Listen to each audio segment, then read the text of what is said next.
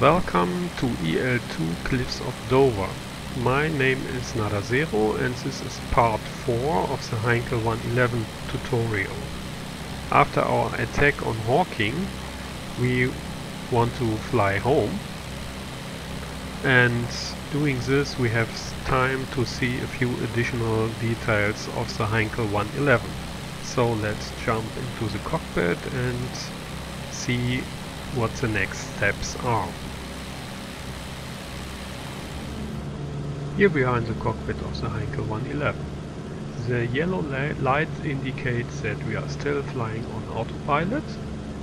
We are flying with 280 km per hour and we are 4.6 km high, and we want to go home. So the first thing is I'm opening the map, and this map has tools and we can switch them on. On the map we see where we are and where we want to go, but we don't know the precise angle. If we open the tools and we take the right tool, then we have a tool which can measure the angle. The usage is sometimes a little bit difficult, but if you switch it on you can draw a vertical line and then you can click somewhere on the map, and then you have a tool where you can measure the angle to this point, and you can move this line to any point on the map, and then you can read the angle you need to fly if you want to go there. So our angle is about 130 degrees, and that's enough. I know we are on this angle, and now I'm going to switch off the autopilot. We are still on stage 2, so the first thing is switch to stage 1.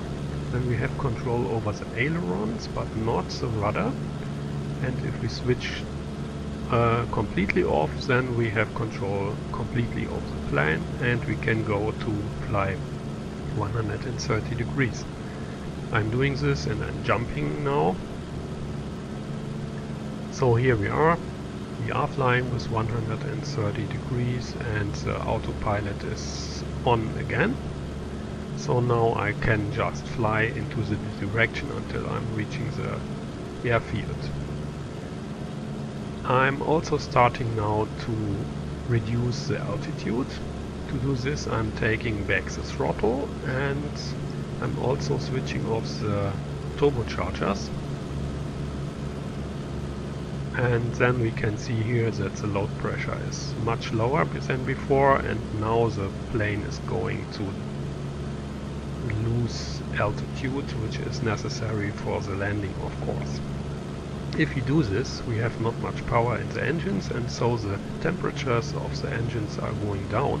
So we have to watch carefully what happened to the cooling water and oil, and if the temperature is going down, we need to close the coolers. As we see on the map, we are a long way from home, and so we have now enough time to look for the fuel management of the He-111. If we look up to the right over our head, we see a few gauges. The two yellow ones are showing the fuel on the left and on the right side in the wings, and on each side we have two tanks. This is, at this moment we see the outer tanks, because this switch is switched to the right, and then this means outer tank, außer, außen steht da in German. So we can switch this over to the inner tanks. I'm doing this now, and then we see the fuel in the inner tanks, and these are the main tanks. So this one has 540 liters and the other one has a little bit more. The engines are only getting fuel from these inner tanks, and if they are empty the engines will stop, but before this happens the red lights up there are going on. And then we have to pump fuel. We have two fuel cooks here to the right side of the pilot seat, and the left one is deciding where the fuel is coming from. It has 5 positions. It's now in the middle, and if you push it completely down, then the fuel comes from the left outer reserve tank. If you get one position up, then the fuel comes from the left main tank. This is also possible to get fuel from there. Then we have neutral. Then we have the right main tank, and then we have the right reserve tank. So I'm getting the fuel from the left reserve tank, the outer tank. The fuel cook 4 is to decide where the fuel is going to, and this has 3 positions. It's now in the middle, neutral. If you push it down, then the fuel is not going to the left main tank but to the right main tank. The ground crew has done this wrong, and so we have to live with it. If you pull it up, it goes to the left main tank, and if you push it down, it goes to the right main tank, and I'm doing this now. So we are going from the left reserve to the right main tank. And this helps to see both tanks at the same time. So this is the left main tank. It has dropped to 1030. And this is the right main tank, and here we have now 560 liters. It was 548 something, so we are seeing there is already fuel going from the reserve tank to the main tank, and this is continuing until the main tank is full. So with this we can fill up the main tanks and fly for a very, very long time. This can go for hours. And we don't need this usually. So here we are now a little bit further, and we are going on to fly to the airfields. The altitude has dropped already, so let's jump further.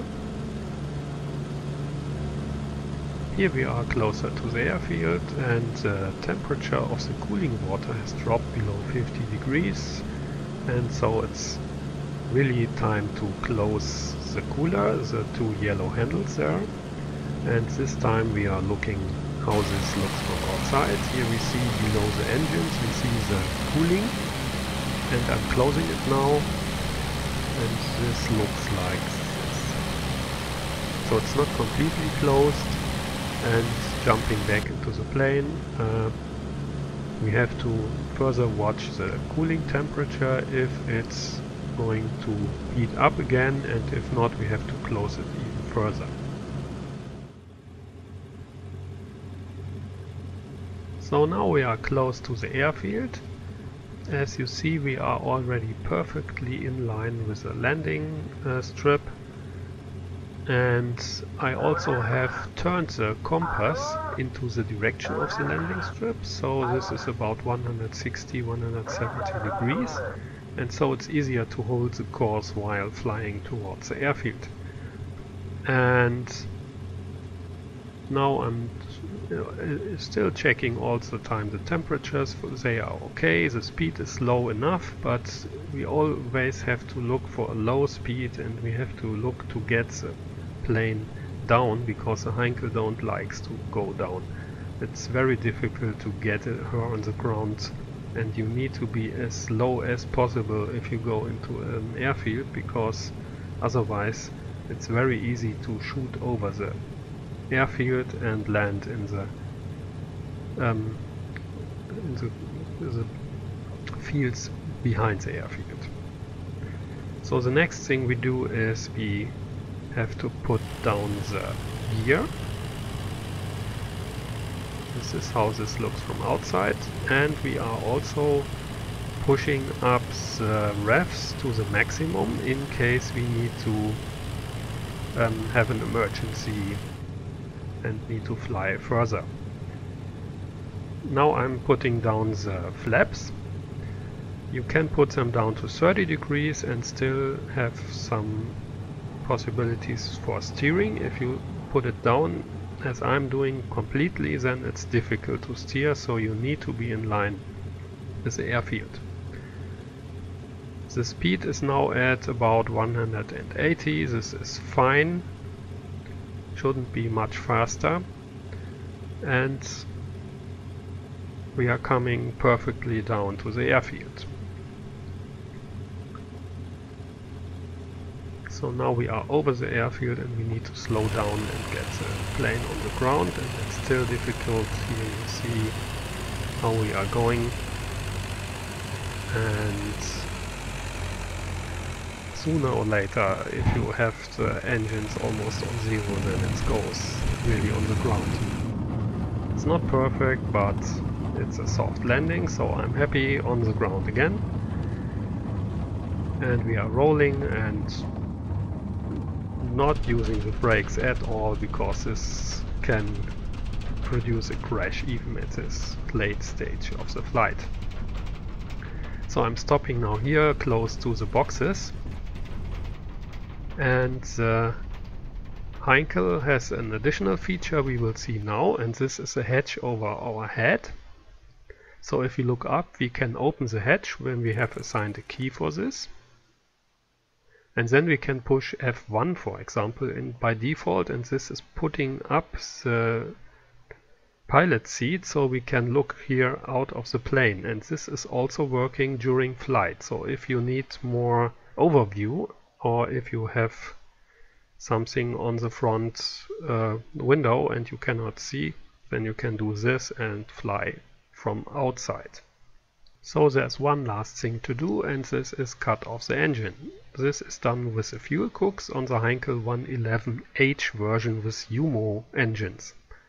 So we are taking back the fuel cooks and the engines are stopping. And this is also stopping and ending the last part of this Heinkel 111 tutorial. Thank you for watching, and see you next time with a different plane on a different place or whatever.